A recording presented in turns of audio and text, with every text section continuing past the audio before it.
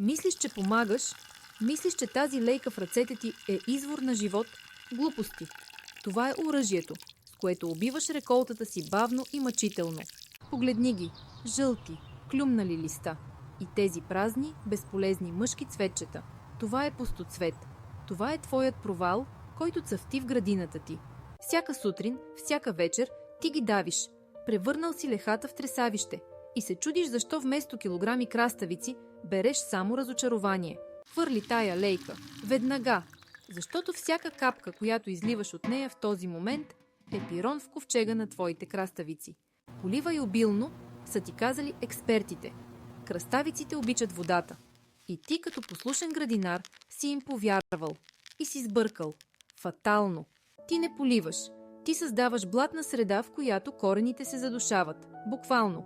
Те не могат да дишат. И растението умира отдолу нагоре. Ето я голата истина, която продавачите на торове крият.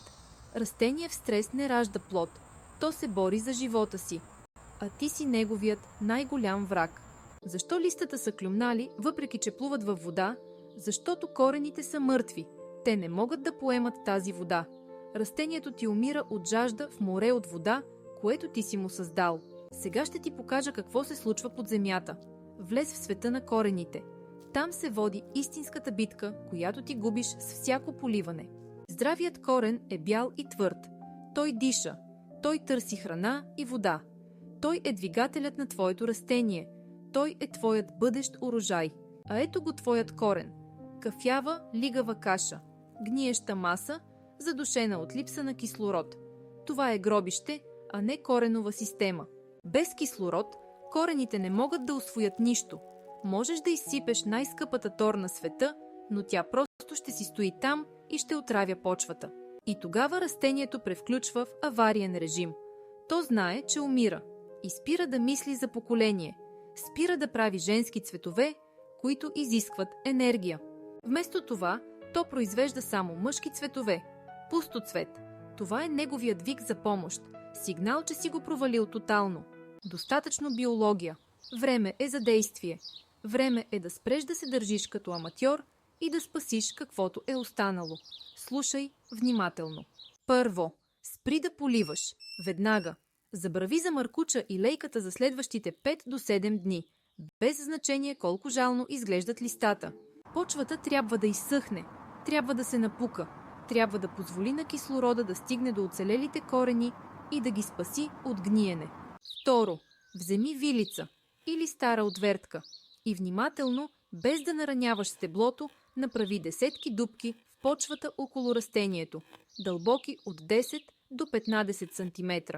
Това е изкуствено дишане за твоите корени. Принуждаваш кислорода да влезе там, където ти си го изгонил с водата. Даваш им шанс да се възстановят.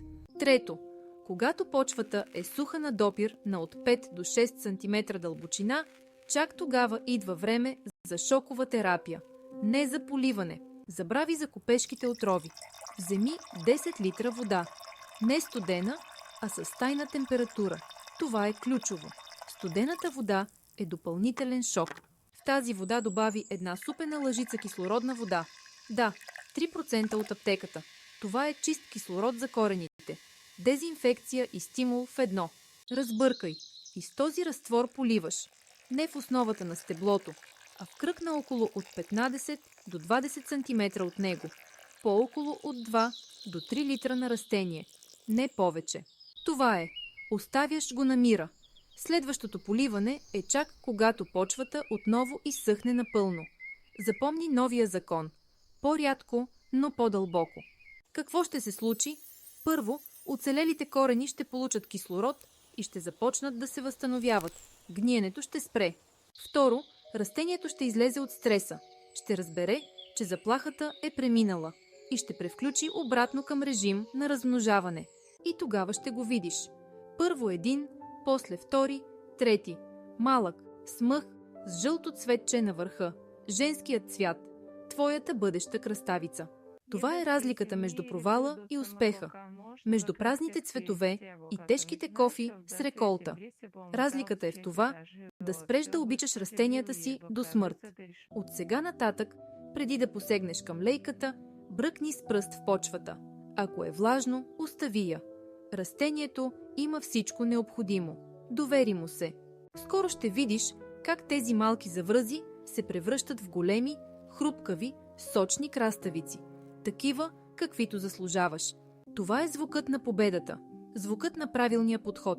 Звукът на твоята реколта, спасена от собствените ти ръце. Искаш ли кофи като тази? Пълни догоре с твои, собствени, истински краставици?